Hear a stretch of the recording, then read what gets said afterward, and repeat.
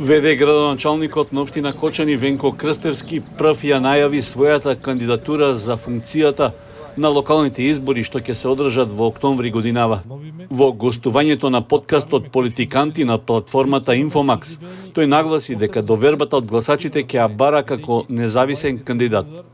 Смета дека двата мандата како член на Советот на општината, зашто беше избран на листата од група избирачи поддржана од граѓаните, е доволна потврда и може активно да учествува во изборниот процес. Јас ќе се кандидирам на наредните избори, како што кажа, сум прв независен советник во рамките на Советот на општина Кочани во два мандата, со освоен најголем број на гласови како советник.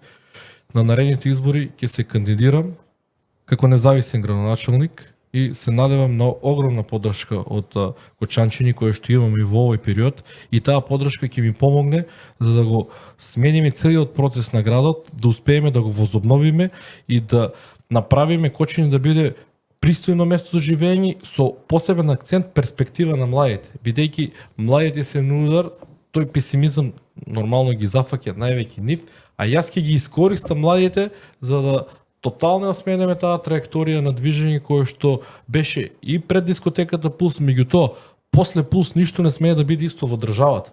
Тоа е лекција која што треба да биде научена.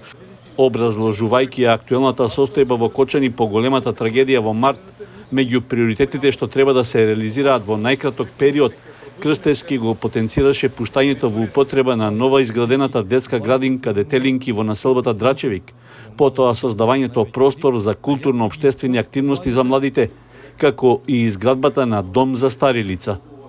На локалните избори во октомври 2021 година беа поднесени 5 кандидатски листи за членови на Советот на општина Кочани, а советничката листа, поддржана од група избирачи, чиј носител беше Венко Крстевски, доби 1279 гласа.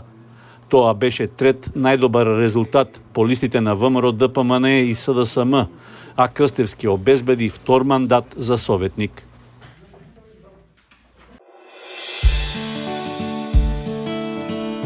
Канал 8 телевизија на вашиот мобилен уред.